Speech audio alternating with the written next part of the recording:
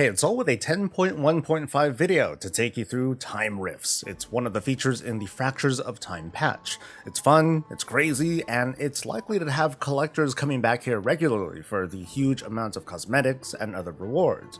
In short, it's sort of like Assault. It's sort of like the Research Expedition event in 10.1, but I think it's better, and you're going to learn why here. Keep in mind this is early PTR footage and most everything's broken, but by the end you'll get the gist of what's going on. So if you could, hit the like button, subscribe for more WoW coverage, and let's get to what's going on. Time Rifts are events that take place over in Thaldraszus every hour on the hour. There doesn't appear to be a requirement to unlock it, you just show up when the event starts, much like any world content event that you're used to in Dragonflight. When it's time, players talk to an NPC, and they will be instructed to complete a number of random objectives over roughly 8 minutes. You can see up top there's a temporal essence meter to fill up the bar, complete objectives, and slay a bunch of mobs, and just below the bar you can see that reaching a certain threshold will get you a better reward. It's not so unlike the Research Expedition event in Zeralek Caverns. Kill things, collect things, and kill more things, because, well, how else are you supposed to repair the timeline than by killing everything that pours through? That about sums up the gameplay in this stage of the event, which is why I think of this as, well, not so different from the Assault style events or the Research event, only the actual gameplay is much faster paced so far. In one Time Rift event, you might see NPCs from the Grand Alliance with captured orcs. There are old gods, and undead, and machines, and all sorts of random mobs to beat up. The objectives change fairly quickly too. At one point you only have maybe a minute to kill a bunch of mobs, and then you zip over to defeat like one single mob, and then you do that again. Like other events, this seems to be balanced around having a decent number of players present, but consider this, it takes place next to Valdrakken. It's not instanced like the Primalist feature, so it's super easy to get to. On the flip side, you can expect the zone and the main city to be really laggy when this first rolls out. Once the 8 minutes are up, regardless of your progression, a portal will open up in the middle of this area for people to jump through realities and, of course, to take on a boss. I presume that even if you show up for a Time Rift kind of late, you can still dive into the portal anyway in case you want to try to make it in time. It's pretty cool. One time I was brought to this so-called utopia where I fought Freya. She was super easy to solo, it took a really long time. Another time I was fighting Illidan on what I guess is now Illidan's ship in this timeline where the Legion won. He had no abilities, and again it was easy but really time consuming to solo. But another time I fought the Lich King, who ruled over his timeline, and I got slapped. In fact, I got so slapped I got sent back to the Barrens after releasing, so it's obviously a bug, but this kind of goes to show that so far completing this is going to be harder to solo as time marches on, or will it be that hard? When I completed this event for the first time, it also involved completing a quest that gets you a contained paracausality, which is a chest full of goodies. This could be a weekly incentive, although don't hold me to that.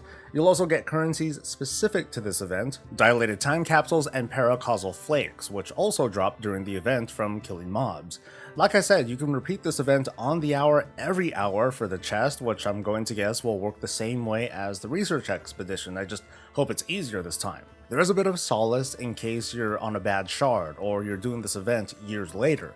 There's this item called an Encapsulated Destiny. When you use it, the next Time Rift that you complete is guaranteed to grant you a reward, although that didn't work in testing. I received this from the initial quest that I mentioned before, and there's what I think is a weekly quest over at Aeon's Fringe that awards this. Maybe this is a way to protect solo players from feeling helpless. I have no idea what's in these chests because in my testing I was alone, but I don't think we should get so worked up over this chest either. I think we'll be repeating this event for these paracausal flakes. So what do you get with them? The hub where this event begins includes vendors from different eras that you'll encounter as you play more Time Rifts. Here you can spend your currencies on all sorts of gear and cosmetics. There are a lot of vendors and so a lot of things to buy. I'm gonna go over some highlights, but let's make a few things clear. There's gear as an item level that you might want to use, like this paracausal fragment of Valinir.